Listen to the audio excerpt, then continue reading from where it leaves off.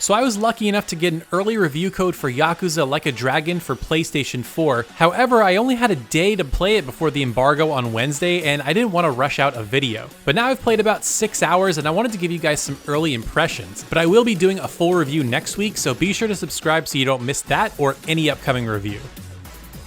To begin, let's start with the story. Despite this being the 8th mainline entry if we count Yakuza 0, this is the perfect jumping in point for new players with an all-new protagonist named Ichiban Kasuga. Now, Ichiban is kind of the low man on a totem pole for a Yakuza family. He's super likable, very energetic, and really fun-loving. The way I think of him is like the Yakuza with a heart of gold. Now, what's really cool about Ichiban is he grew up playing Dragon Quest. Yes, they actually talk about Dragon Quest in the game, and growing up, he just wanted to be a hero. That's kind of his goal for life. Now, as little as I said there, I really don't want to spoil any more of the story. The first few hours are very story heavy, very spoiler heavy, and they're kind of set up for the rest of the game. It almost feels like a prologue, even though they're different chapters. And honestly, as I was playing them, they felt kind of long, and I was wondering where the story was going, but I really think it's the strength of the game so far. The early story was just so compelling, and the game really helps you sympathize with Ichiban and his plight in some pretty heartbreaking ways. So that's all I'm really going to say on the story for now, but to say the least, I'm hooked and really looking forward to what happens next.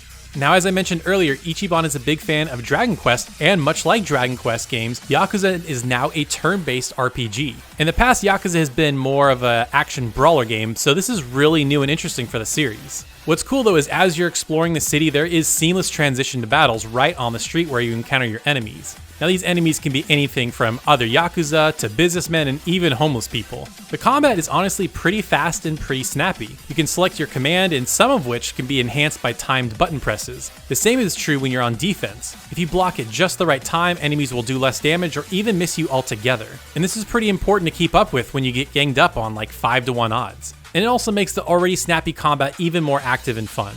Now, Ichiban is a pretty straightforward brawler with his fists, at least as far as I've played so far, but my favorite party member so far has to be Nanba. For one of his moves, he pukes bad breath onto his enemies that lowers their defense, and he can also summon a swarm of pigeons by throwing seeds onto an enemy. It's pretty weird and awesome. I just love how they took his characteristics and try to make him play like a wizard caster class. And the other thing that makes Yakuza feel like a Dragon Quest game is that it kind of has dungeons. There's this one level I went through that had kind of different corridors, different dead ends, where I could find items and just grind enemies. And much like RPGs, you can get experience and level up and equip different gear for your characters. Now, so far I didn't pick up too many different pieces of gear, but I imagine you'll get more as the game goes on.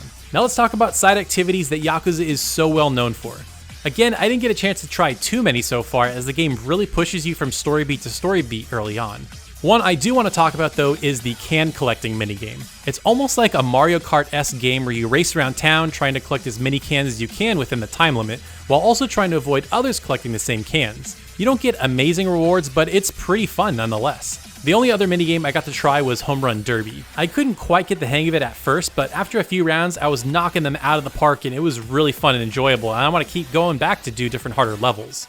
And honestly, that's about all I have to say for now. Once I put in significantly more time, I'll have a full review, so again, be sure to subscribe if you haven't already. And if you haven't checked out my latest video where I talk about the 10 must-play PS3 JRPGs, you can click it right here. I'm really curious to hear what you have to say about it.